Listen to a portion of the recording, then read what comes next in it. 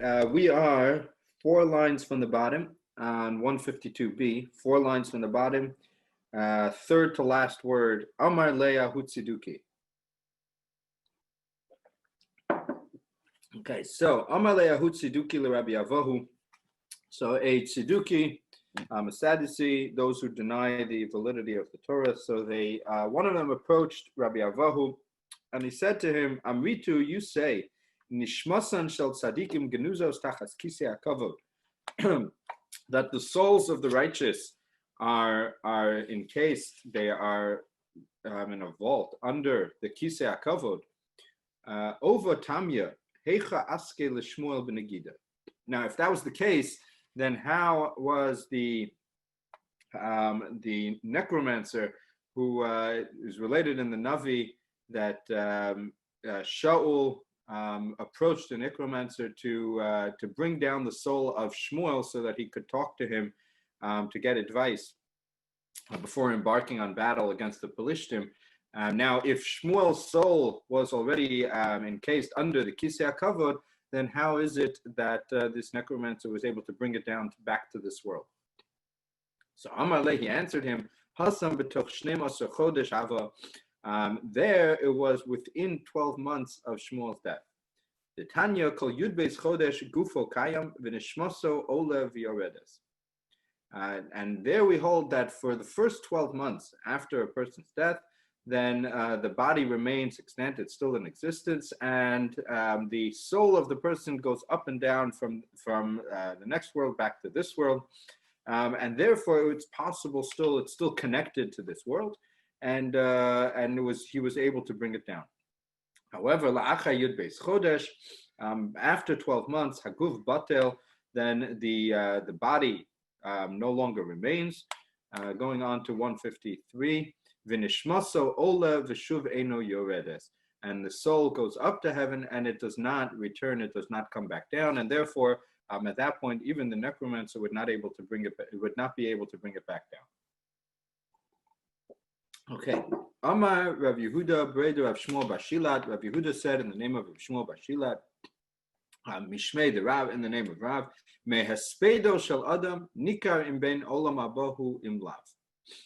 From the eulogy delivered at a person's funeral, we can tell, it becomes clear whether or not this is a person who merits the world to come, whether it's a righteous person.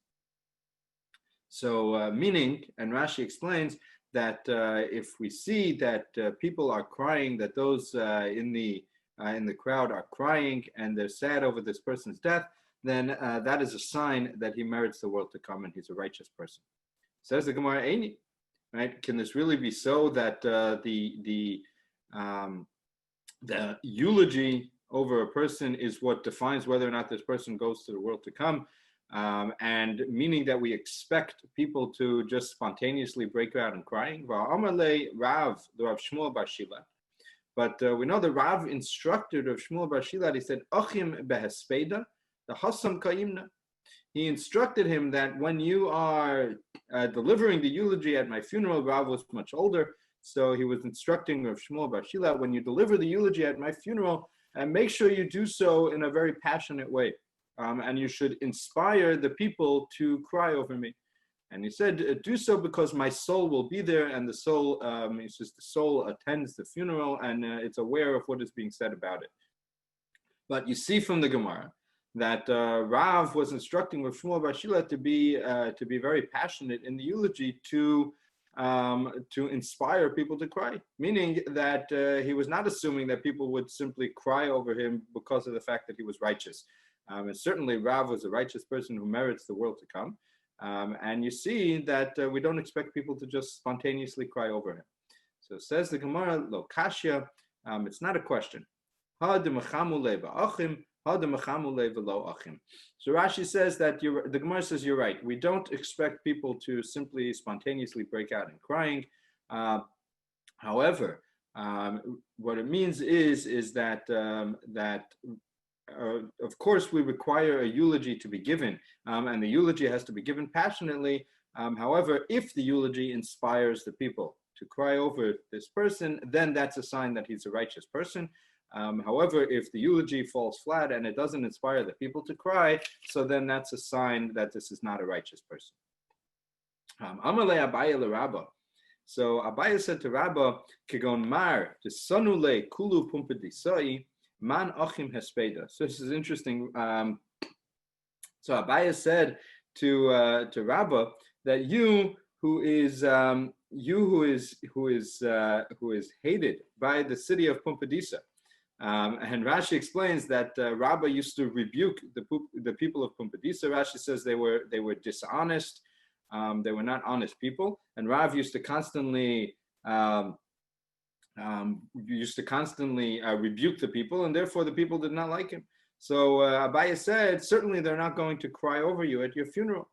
So Amar le mistaya at v'Rabba barav Chana. Rabba said that it's sufficient for me if you, Abaye and Rabba barav Chanan, will cry over me. If the two of you will cry over me, that is enough. That's sufficient for the mourning to take place over. Okay. Amar le. So I said to him, "Va'aznecha tishmana davar me'acharecha, leimor zu haderech lechubo, ki ta'aminu v'chisas milu."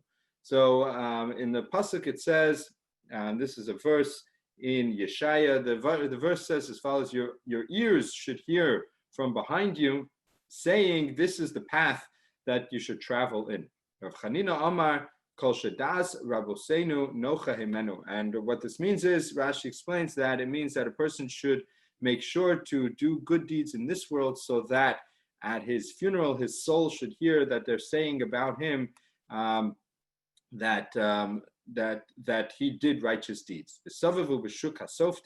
And it says at the end of the verse that those who deliver the eulogy will travel in the marketplace. B'nei Galila Amar Amri, what it means is asay devarim lefnei mitascha, that you should do things in order that those who go in front of the casket should eulogize you. B'nei Yehuda Amri asay devarim la'acha mitascha, and in Yehuda they said that you should do things in order that those who travel behind the casket should eulogize you. It says in Gemara, "V'lo pligi," it's not a dispute. Marki asrei or marki asrei. The customs were simply different. In the Galil, they delivered the eulogy from in front of the casket, and in Yehuda they delivered the eulogy from behind the casket. But either way, the meaning is the same: that a person should make sure to perform righteous deeds in his lifetime, so that they should eulogize him for that at his funeral. Okay, Tanan Hassam. We learned there in the Mishnah of Eliezer Omer, Shuv Yom Echad Lefnei Misascha. A person should always repent a day before his death. So Shalu Talmidav Rabbi Eliezer. So his students asked him, V'chi Adam Yodea Eza Yom Yamos? Does a person know what day he will die that you could say he should repent a day before his death? Amalahen. So he said to them, V'chol Shekain. So certainly, exactly, that's my point. Yashuv hayom shema yomos lamachar v'nimtza kol yamav b'teshuva. So that's precisely the point, that a person should constantly keep in mind that he does not know the day of his death, and so each day he should repent, for he may die the very next day. V'af Shlomo amar b'chachmaso, and even Shlomo in his wisdom said, B'chol eis yiu b'gadecha levanim v'shemen al roshcha al yechsar, that at all times a person's clothing should be white and clean and pure, and oil on his head should not be lacking. Amar Rav Yochanan ben Zakkai. Rav Yochanan ben Zakkai expounds upon this. He says, Mashal HaMelech, the parable to a king, shezimein es avadav l'seuda. He invited his servants, his subjects, to a feast. V'lo kava lahem ziman. However, he did not tell them when this feast will occur. So he sent out an invitation without specifying when the feast will occur. Pikchin shebahen, the wise ones, kishtu es atzman, they beautified themselves, they put on their best clothing, v'yashva pesach beis hamelech, and they sat at the gateway of the king's palace. Amru, they said, kulum chaser lebeis hamelech, is there anything lacking from the king's house? Meaning that at any moment the king can simply declare that this feast will occur. And we have to be ready. Hipshin Shabohen, the fools amongst them, Halchul Malach, they went out to do their work. They said, Klum Yesh Suuda Below Torah. Can it be that spontaneously without work involved, we'll be able to have sufficient warning. We'll have sufficient warning before the Suda will occur, so that we'll be able to prepare ourselves. The Pisum Bikesh Hamelech es Avodah, and out of nowhere, suddenly, very suddenly, called in all his subjects and declared that the feast will be. Hey, John, can you mute? Without any warning.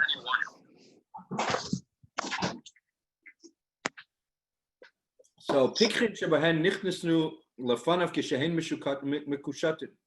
The wise ones who had been prepared, they entered the palace of the king, beautiful and ready as befits the king.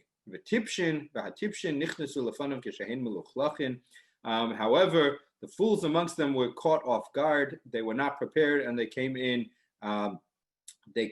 dirty and unclean. The king was very happy for the wise people, the Kaas Lakras Tipshim, and he was very angry at the fools. Amar halalu shekishtu es atzman l'seuda yeshvu v'yochlu v'yishtu. Those who prepared themselves accordingly for the meal, they shall sit at the feast and they'll benefit. They shall eat and drink. Halalu shelo kishtu atzman l'seuda yamdu v'yiru. Those who did not prepare themselves, they will simply stand and watch. Chasno shal Rabbi Meir mishum Rabbi Meir Omer. The son-in-law of Rabbi Meir said in the name of Rabbi Meir, Afhein nirin kimishamshin, that even that is not sufficient punishment, because they will appear as if they are servants, as if they are serving a purpose. Ella elu ve'elu yoshvin. Rather, all shall sit at the table. Halalu ochlin v'halalu re'evin. The wise ones shall eat, and the others shall starve. Halalu shosin v'halalu tzemeim. These shall drink, and these shall be thirsty. Shenemar, as the pasuk says, Ko amar Hashem, so says Hashem, Hine avodai yochelu v'atem tirevu. Behold, my servants those who serve me shall eat, and you shall be hungry. Hine avodai yishtu v'atem titzma'u. My servants those who serve me shall drink, and you shall be thirsty. Hine avodai yoronu mitov lev. My servants shall sing from gladdened hearts. V'atem titzaku mike'ev lev. You shall cry out from a broken heart. Okay, so this is again repeating this point that a person never knows when death will overtake him. So a person has to constantly be in a state of teshuvah, of repentance, to be prepared for the world to come. Davar acher, another interpretation of the verse that Shlomo recited, B'chal eis yu b'gadecha levanim elu tzitzis. At all times your clothing shall be white and pure. That's referring to the tzitzis that a person wears. Rashi says because generally the beged is white. V'shemen al roshal yachsar elu tefillin. And when we say the oil on your head shall not be lacking, that's referring to the tefillin that a person wears between their eyes on their head. Okay, beginning the next parak. So we're starting the next parak now on 153a. Misha hechshich baderech. So this parak is discussing what happens if a person is traveling on Erev Shabbos and he simply runs out of time. And now it's sunset. Shabbos is starting, and he's still walking on the road. So he may continue to walk. However, he has his wallet with him, and he doesn't know what can he do with it.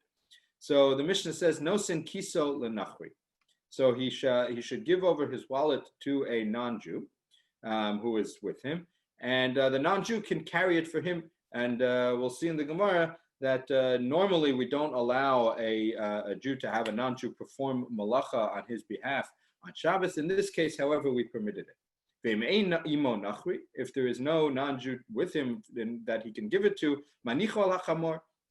he can give it to he can place it on the donkey and have the donkey carry it for him. As soon as he arrives into the outer courtyard of the place where he is attempting to get to, notel es hakelim hanitolen b'Shabbos. Then he should remove from the donkey all the utensils that are permitted to be moved on Shabbos. V'she'ein nitolen b'Shabbos.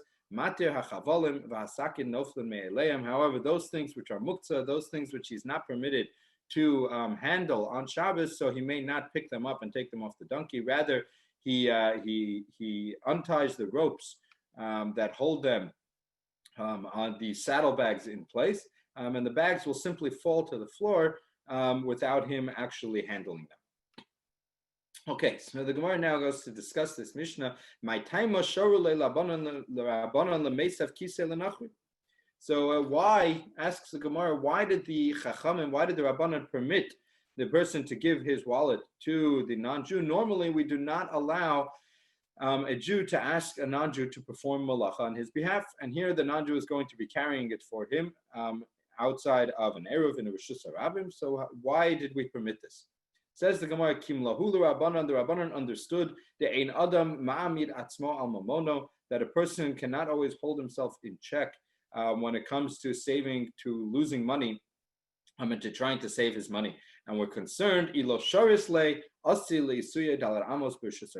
were concerned if we did not allow the person to give it to, if we did not give him some options of saving his money, then we are concerned that he will actually come to carry it himself in the reshus harabim, which would be an isur d'oraisa. So we're concerned that he would actually come to violate the isur himself, and therefore we permitted him to give it to the non-Jew. Better he should do that than to violate the isur himself. Amar Rava, so Rava says, Dafka kiso, avol matzia lo. Therefore says Rava that this heter, this that we allowed him to give it to the non-Jew, that only applies to his wallet, which means his hard-earned money that he already worked to earn, and money which is very dear to him. However, if he encounters a lost object, even if it's very valuable on the road, then we did not allow him to have the non-Jew pick it up for him and carry it for him, because here there's less of a concern, since this is not money that he worked for, even though it's somewhat of a loss because it's a valuable object, and by not picking it up, he will not get that money. Nevertheless, he's not as attached to it, and there's not as much of a concern that he will pick it up himself and carry it, and therefore we did not permit him to give it to the non-Jew. Says the Gemara, Pshita, Kiso Tanan. Says the Gemara, why do I need Rabbi to teach me this? We know the Mishnah said his wallet, so I can understand on my own that this heter only applies to the wallet and not to only applies to the wallet and not to a lost object.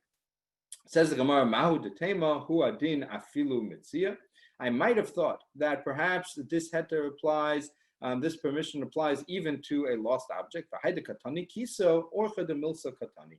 And this that the Mishnah stated a wallet was not to exclude a lost object, but rather the Mishnah was going with the most common case, where it's more common for a person to have his wallet than to have a lost object that he finds on the road. So Kamash Malan, therefore I need Rava to come tell me that no, in fact the halacha is not this way, and it only applies to a wallet, which is the person's hard-earned money. It does not apply to a lost object, which the person did not work for. Okay. However, this that Rava said that it does not apply to a lost object, that's only a lost object which is lying on the street and the person encounters it now and he has not yet picked it up. However, if this is a lost object that he has already picked up earlier, right? If it has already come into his possession, kikisei dami, at that point he feels attached to it just like his own wallet. And therefore, the same concern will apply, that if we do not give him a way of transporting it, transporting it in a way which is permissible, he's going to come and transport it himself and violate an Issa d'Oraisa, and he would be permitted to give it to the non-Jew. Ika da'amri, there's an alternative version of this statement. Ba'i Rava. Rava posed this as a question. Mitzia haba liyade mahu. What happened? What is the halacha regarding a lost object which comes into his possession on Shabbos? Is he permitted to give it to the non-Jew or not? So some say that this was posed as a question rather than as a statement. And the question was, Kivan da'asa liyade kikisei dami. Do we say that once it has already come into his possession, it's considered like his wallet and he's permitted to give it to the non-Jew? O dilma kivan delo tarach be lav kikisei dami. or perhaps we'll say that since there was no, he did not have to work to earn this money, it was simply a lost object that he took effortlessly, then perhaps we don't have to be concerned that he'll come to violate Shabbos for it. And according to this version, Teku, it was left as an open question, and the question was not answered. Okay, so the Mishnah, now we're continuing with the Mishnah, where the Mishnah had stated that if there is no non-Jew with this person, then he's permitted to place it on the donkey. So says the Gemara, Taima de'ein imo nachri. We deduce from the statement of the Mishnah that he should only place it on the donkey if there is no non-Jew with him. Hayesh imo nachri, the nachri yahivle.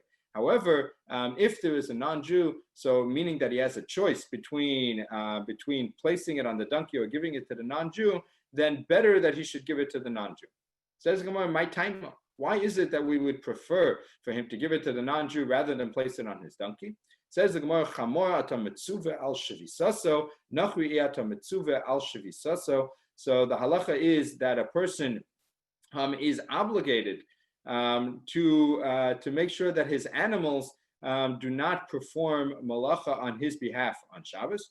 So not only is a person himself forbidden from performing malacha, but is required to make sure that his animals do not perform malacha on his behalf.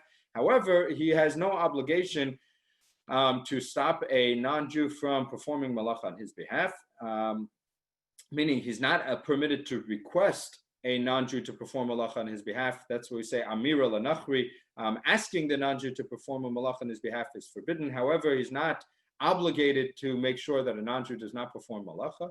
And therefore, between the two choices, having the non-Jew perform the malacha is the lesser of the two prohibitions, and therefore, better he should give it to the non-Jew than to have the donkey perform malacha on his behalf. Chamor v'cheresh shota v'katan. Now the Gemara is going to question further, what is the preference, to which do we give precedence in various different cases? If he has choices over who should perform the malacha on his behalf, what is the order of preference? So let's say there's a donkey and a cheresh shota v'katan, so either a deaf mute, one who is not in his, one who does not possess his senses, or a katan, a minor. So is it better to place it on the donkey, or is it better to give it to these people? So achamor monachle lecheresh shota v'katan lo yahivle. Better that he should place it on the donkey than that he should give it to the cheresh shota v'katan. My taima. What is the reason for that? Hani adam, hai lav adam. Because the cheresh shota v'katan are still people, and Rashi explains that that we're concerned that if people see that he's giving it to a person, they'll say that it's permitted to give it to any person. However, placing it on the donkey is clearly distinguishable, that he can only place it on the donkey, not on a human being, not on a person. Cheresh v'shota, l'shota. If there is a cheresh and a shota, a deaf mute, and a shota, one who is completely out of his mind, so better he should give it to the shota, because he has no understanding whatsoever. However, the cheresh is really a question. The Chachamim were not absolutely sure whether a deaf mute possesses his wits about him or not, and therefore, since there's a possibility that he does, we would prefer that he gives it to the shota than to give it to the cheresh. Shota v'katan, l'shota. If there is a shota and a katan, better he should give it to the shota than to give it to the minor, because the minor will eventually have his senses about him when he becomes an adult, but the shota never will. However, here it's a question, which one has preference, a deaf mute or a katan or a minor? Says the Gemara, according to the opinion of Rabbi Eliezer, it's not even a question. What is the opinion of Rabbi Eliezer? The Tanya, Rabbi Yitzchak Omer Mishum Rabbi Eliezer. Rabbi Yitzchak said in the name of Rabbi Eliezer, Terumas Cheresh, the teruma which was taken, which was set aside by a cheresh, by a deaf mute, going on to 153b, lo teitze lechulin mipnei shehu safek. So we're going to see in this brayso, the halacha is that truma needs to be taken by a person who is of sound mind. Truma needs to be set aside by someone who's of sound mind in order for it to become truma. However, Rabbi Eliezer says that let's say the truma was set aside by a cheresh, by a deaf mute. So we regard that as a suffix. We say that we're not sure whether he is considered to be of sound mind, and we're not sure whether his truma actually takes effect. And therefore, we have to regard it as truma, and it would be forbidden for someone who is not a Kohen to eat this truma because it's possible that he is of sound mind, and his truma is considered valid. So therefore, we have to regard it as truma, that someone who's not a Kohen may not eat it, and then we'll have somebody else go and take a second truma in case he is not of sound mind. Now, if we see that according to Rabbi Eliezer, we have a significant concern that he may be of sound mind, so then certainly we would rather give it to a katan who is certainly not of sound mind, rather than give it to a cheresh who may possibly be of sound mind. So the only way there's a question, aliba de Rabbanan, would only be according to the opinion of the Rabbanan. Titnan, as we learned in the Mishnah, chamisha lo yitromu, there are 5 people who may not take off truma, ve'im tarmu ein trumas on truma, and if they do take off truma, then their truma is meaningless, and it has no effect whatsoever, and it remains chulin. It's permitted to anyone. Elohein, who are these 5? Cheresh, shota, v'katan. So a deaf mute, a shota, or a katan. V'hatorim is she'eno shelo, and one who takes off truma from grain that does not belong to him. V'nachri shetaram es shel Yisrael, and a non-Jew who took off truma from the grain of a Yisrael, afilu b'reshuso, even if he does so with permission of the owner, the non-Jew does not have the ability to effect truma, to turn something into truma. Now we see that listed in this Mishnah is a cheresh. So clearly, according to the Rabbanan, a cheresh has no ability to affect truma whatsoever. So meaning that we assume that he is not of sound mind. So what is the halacha? L'cheresh yohiv le the katan asi lechlal das. Do we say better to give it to the deaf mute because the katan, the child will eventually reach a point where he is of sound mind, and therefore he is considered closer to one who is of sound mind. Or do we say better to give it to the child because cheresh asi le'echlufe begodol pikeach, because a cheresh, a deaf mute, looks like an adult, and maybe we have to be concerned that if we allow us to give it to the cheresh, people will see and think that it's even permitted to give it to a regular adult, and therefore better to give it to a katan who's clearly distinguishable. So that is the question. Ika Amri, others pose it as follows: L'cheresh yohiv le. Some say that. Some say the answer is give it to a cheresh. Ika Amri lekatan yohiv le, and some say give it to the katan. So this matter kind of remains unresolved. There are 2 opinions. Some say it's better to give it to a cheresh, and some say it's better to give it to the child. Ein sham lo nachri v'lo chamor v'lo cheresh v'lo shota v'lo katan mai. What is the halacha? What should a person do if he has no options? He's traveling alone. He doesn't have a donkey. He doesn't have a non-Jew. He doesn't have a cheresh, shota, v'katan. So what then does a person do? Amar Rabbi Yitzchak. So Rabbi Yitzchak says, Od acheres haisa v'lo ratzu chachamim ligalosa. So Rabbi Yitzchak says that in fact there is another option. There's another option, but the chachamim covered it over. They kept it secret. And they did not want to reveal it to the people. My od acheres haisa. What is this other option that existed that the chacham did not want to reveal? Molicho pachos midaled amos. So the person has an option to walk less than 4 amos at a time. So he will walk less than 4 amos, put down the object, let's say the wallet, and then stop. And then begin to walk again, put it down, and pick it up, and then walk again, less than 4 amos, stop. And each time he walks less than 4 amos, and since he's walking less than 4 amos at a time, each one is considered a separate action, and one who carries less than 4 amos in the Rishus Rabbim is not considered liable on Shabbos. and therefore normally we would not permit this. But in the case of the wallet, we would permit it because better he should do that than to walk 4 amos. However, the Chachamim covered this over. The Chachamim made this obscure. They did not want people to know about this heter, about this permission. And says the Gemara, "Amai lo ratzu Chachamim legalosa." Why did the Chachamim cover this over? Why did they not reveal this to people? Mishum kevod Elokim haster davar, because the pasuk says that. This is a pasuk in Mishlei, that when it comes to the honor of heaven, one is permitted to cover something over and not to reveal it. Ukvod malachim chakor. However, when it comes to the honor of humans, we're not permitted to cover something up and to leave it and to hide it. And rather, everything has to be revealed. But for the honor of God, we are permitted to cover something over. What does it mean for the honor of God? What are we concerned about? The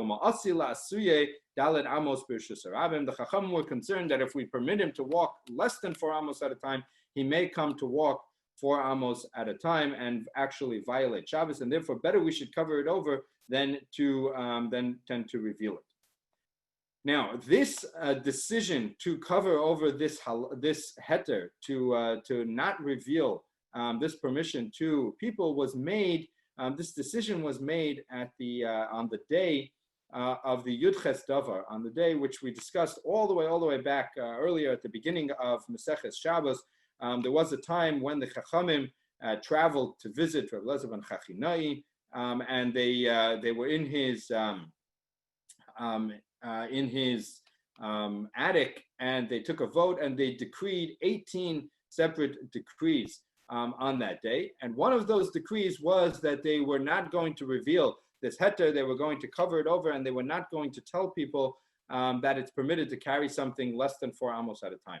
Now, Rabbi Eliezer Omer Bo B'Yom Gadshu Sa. Rabbi Eliezer says that what they did on that day was of incredible value, and they filled up a measure of grain, an overflowing measure of grain, that they added much to the Torah by all of these decrees that they made. Rashi says they made a siyag, they made a fence around the Torah to safeguard the Torah, and what they did was of great value. Rabbi Yeshua disagrees. Omer Bo B'Yom Machkusa, that to the contrary, on that day, they actually caused the grain to be lost. They lost from the measure, and by these decrees that they made, they actually caused a loss to the Torah. Tanya, and we'll explain as follows what that means. Tanya, the Brisa says that Mashal de Rabbi Eliezer compares it to Lama Davadome. He compares it to Lakupa Malaya Kishuin. If one has a basket filled with gourds, Kishuin v'deluin, so he has it filled with large objects, with gourds which are very large. Adam nosin letocha chardal v'hi machzekes. So a person can add to this basket, he can add to it mustard seeds, which are very tiny, and when he pours them into the basket, there's plenty of room for it, because they'll fall into the spaces which are in between these gourds, and there's plenty of room for it. So similarly, when the Chachamim added these laws that they enacted, there was plenty of room in the basket of the Torah to put these enactments into place, and they were only adding to the Torah. Mashal de Rabbi Yeshua lamahadava dome. However, the Rabbi Yeshua compares it to la'areva malaya devash, to a bowl which is filled with honey. Nosin letocha rimonim ve'egozim v'hi mekia. If one then adds to this, if it's filled with honey to the top with liquid, and then he begins to add other things, he adds pomegranates and other things into this basket, so then it will cause the honey to overflow and the honey to get lost. So Rashi explains that similarly, Rabbi Yeshua says that by adding these stringencies, they can actually cause the Torah to be lost, because since we are concerned that a person does not have the ability to hold himself back when it comes to losing money, so if the Chacham were to reveal to a person that he's permitted to carry less than 4 amos at a time, so then if a person finds himself in a position where he has no other option, then he'll rely on this and he'll do so.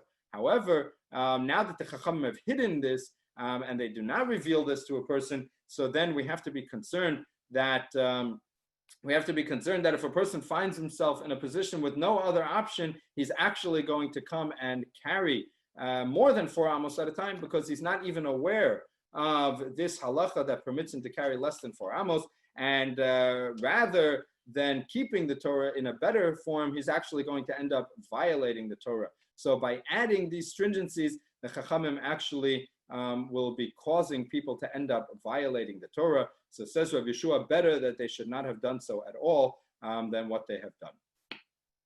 Okay, Amar Mar, Ein imo nachri manicho al hachamor. So this that we said, so Mar is questioning this halacha. This that we said that if there is no non-Jew with him, then he is permitted to place it upon the donkey. So says the Gemara, v'halom mechamer. By doing so, he is going to be causing the donkey, by placing it upon the donkey, is causing the donkey to move on his behalf, and causing the donkey to move when it's carrying his packages. That is considered mechamer, which is causing an animal to move, and that is forbidden to do on Shabbos. That the Torah says that a person may not do any malacha, any work on Shabbos, and the word kol, any work is coming to include mechamer, as we're going to see in a little bit. So since that is forbidden, how do we permit the person to place it upon the donkey? Amar of Adabar Ahava manicho Allah kishihim mehaleches. So Rav Adabar Ahava says that this that we permitted him to place it upon the donkey is only when the donkey is already walking, it's already in movement, so he will not be causing it to move. Rather, the donkey is already moving. Says the Gemara, but it's impossible that the donkey will never stop, whether to urinate or to defecate, and therefore he's going to be causing the donkey to move. Once it stops, he's going to be causing it to then move again, and that too will be considered mechamer. So v'ika akira v'hanacha. Once the donkey stops and it starts moving again, that is similar to the person putting down the object and picking it back up, which is a malacha on Shabbos, and that would be forbidden. So says the Gemara, kishihi mahaleches manicho aleho kishihi omedes not lo hemena. So what the person will have to do is that every time the donkey stops, he will have to take it off the donkey and wait until the donkey begins to move again, and only then place it back on the donkey, so that he's not causing the donkey to begin moving while carrying his package, because that would be forbidden. So therefore, he'll have to take it off and put it back on, so that he's not causing the donkey to move. Says the Gemara, Ihachi. Now, if that's the case, that's what he's going to do, he's going to take it off the donkey and only place it back on once the donkey is moving. Afilu chavero nami. So even if you were to do this to another person, that would also be permitted, because since he's only placing it on the person when he's already moving, that is not considered to be an akira. That's not considered to be picking up the object from a state of rest. And without an akira, we learned all the way at the beginning of Shabbos that without an akira, without picking up the object from a state of rest, a person is not liable for carrying. So Amar Rav Papa. So Rav Papa says that you're correct that he would not be liable. However, kol shebegufo chayev chatas, b'chavero patur aval aser. Anything which is a malacha that if he were to do so himself, he would be liable for a chatas. So then, if he has his friend do it for him, he is patur. He's not going to be liable. However, he's forbidden to have his friend do it. And therefore, since carrying in and of itself is a malacha which a person would be liable for, he's not permitted to have his friend do it for him, even though it's possible to do it in a way that he would not be liable. But anything that, if his friend were to do it, he would not be liable, such as this, where he's doing it in a way where there's no akira, so then he's permitted, lechatchila, he's permitted a priori to go ahead and have his donkey do it on his behalf. Amar Rav Adabar Ahava said further, if a person has a bundle on his shoulder and he's already walking with it when Shabbos begins, so he should run with the package to his house and not stop until he actually reaches his house. And better he should do that than to stop in the Rishus Harabim, because if he stops in the Rishus Harabim, then and he puts it down, or he stops so the object is considered to be at rest, then he would then be liable for carrying Dalet Amos in the Rishus Harabim. So better he should run directly to his house without stopping. Dafka Rutz, Avol Koli Lo. Better that he's only permitted to run. However, to walk slowly, he's not permitted. My timer, given the lesla hekera asil akira v'hanacha. Because if he's simply walking the way he normally walks, so he doesn't have anything to remind him that it's now Shabbos and that he may not stop, and we have to be concerned that he will actually stop. And once he stops, that's considered a hanacha, and he'll be liable for carrying 4 amos in the Rishus Harabim. Now asks the Gemara, sof kimati lebeisei efshar lo kai porta become a ayil Rishus Harabim Rishus Hayachid. Says the Gemara that of what benefit is it to run to his house? Nevertheless, as soon as he reaches his house, and then he pauses, then he stops, so he's immediately liable for, that would be considered a hanacha, and even if he's not liable for carrying 4 amos in the Rishus Harabim, he's going to be liable for transferring from a Rishus Harabim into a Rishus Hayachid. So answers the Gemara, Dezorik le kila'achar yad. Then immediately upon reaching his home, he does not even pause for a moment, but he throws the bundle off his shoulder, kila'achar yad, in a manner which is not normal. Like Rashi says, he'll throw it backwards off his shoulder, which is not the normal way to throw something or to put it down. And therefore, that would not be considered creating a hanacha, a normal hanacha, and therefore he would not be liable for that, and he's not considered transferring from a Rishus Hayachid into a Rishus, from a Rishus Harabim, from a public place into a Rishus Hayachid, into a private place.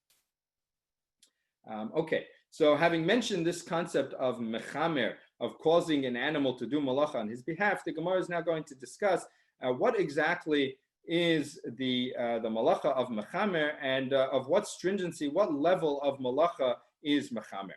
So Amar Rami Bar Chama hamachamer achar behemto b'Shabbos b'shogeg chayev chatas b'mezid chayev skila. So Rami Bar Chama says that mechamer, causing an animal to carry packages on his behalf, is on the same level as any other of the 39 malachos on Shabbos, and one who does so is chayev a chatas if he does so unknowingly, and if he does so knowingly and deliberately, then he's chayev skila. My timer, what's the reasoning behind this? Amar Rava, the Amar Kra, because the Torah says, Lo saase, kol malacha, you may not do any work, ato vehemtecha, you and your animal, vehemto dumya didei, his animal is considered on the same level. The Torah equates his animal with himself. Mahu b'shogeg chayev chatas, b'mezid chayev skila, just like if he does malacha himself, unknowingly he's liable for a chatas, knowingly, deliberately, he's liable for skila. Af behemto nami, so too if he causes his animal to do work, b'shogeg chayev chatas, b'mezid chayev skila. So there's no distinction between the two, and causing his animal to do work will make him just as liable as doing the work himself. Amar Rava, so Rava disagrees with this. Rava says, straight to shuvos bedavar. I have 2 proofs against this idea. Chada, number 1, dichsiv Torah achas yelochem laoseh bishkaga, v'hanefesh asher ta'aseh biyad rama. That there will be one law regarding anyone who does an action unknowingly, and then the soul which shall act deliberately. Now this is not said regarding Shabbos. This is regarding idol worship, regarding avodah zarah. However, huksha kol Torah kula la avodah zarah. Since the Torah says Torah achas, there shall be one set of laws. So that teaches us that all of the Torah has some comparison to idol worship. Ma avodah zarah da'avid ma'aseh begufei. Just like idol worship, a person is only liable if he does an action himself. Hachanami ad da'avid ma'aseh begufei. So too, regarding all laws in the Torah, a person is only liable if he does the action himself, but not if he causes an animal to do the action for him. Va'od tanan, and furthermore, we learned in the Mishnah, hamachalel Shabbos bidavar shechayaven al shegegaso chatas v'al zidono skila.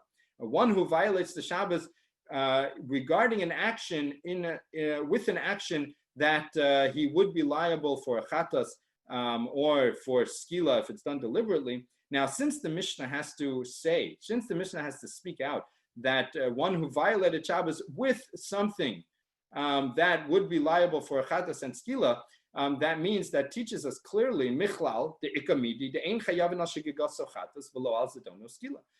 Since the Mishnah has to distinguish, clearly there is such a concept as something where a person is violating Shabbos, but he's not liable for a chatos or for skila, meaning that there's something which is prohibited by the Torah. So it's forbidden midoraisa. However, it does not carry a chatos or skila. Umay nihu. What can that be? Lav de mechamer? Is it not referring to a case of mechamer causing an animal to work for him, and you see that there is no skila or chatas? Answers the Gemara, no, there's no proof from there. Rather, we can say that is referring to techumin va'aliba de Rabbi Akiva. Perhaps it's referring to one who walks outside of the boundary of 2,000 amas, which we discussed, that a person is only permitted to walk within a 2,000 amma radius on Shabbos. And now, there is a dispute amongst the Chachamim, amongst the Tanaim, whether that is an Isser D'Oraisa or an Isser D'Rabbanan. And most hold that it is only an Isser D'Rabbanan. However, according to Rabbi Akiva, it is D'Oraisa. Nevertheless, Rabbi Akiva agrees that there is no chatas or skila, so it's forbidden, but it certainly does not carry a chatas or skila. So therefore, we can say that's what the Mishnah was referring to. When the Mishnah said that it's a violation of Shabbos, but it does not carry a chatas or skila, would be referring to walking outside the tchum, or the havara aliba de Rabbi Yossi, or it could be referring to lighting a fire, which is following the opinion of Rabbi Yossi, who says that the Torah explicitly states, "Lo savaru eish b'chol moshvosechem b'yom haShabbos." One should not light a fire on Shabbos. Now, since lighting a fire was one of the 39 malachos, why does the Torah have to state it explicitly? So the opinion of Rabbi Yossi is the Torah is coming to state it explicitly as an exclusion, to say that lighting a fire is different than the other 39 malachos, that although it's forbidden, it does not carry a korban chatas, the liability of a chatas or skila, and therefore, according to Rabbi Yossi, it's only a lav, it's only forbidden, but it does not carry a chatas or skila. So that's what the Mishnah was referring to, but there's no proof that mechamer would not carry a chatas or skila, and perhaps we can still say that mechamer would carry the liability of a chatas or skila. So the Gemara is going to continue on 154, figuring out what is the liability for mechamer, and we'll see that tomorrow. Okay, thank you very much, everybody. Should have a wonderful, wonderful day.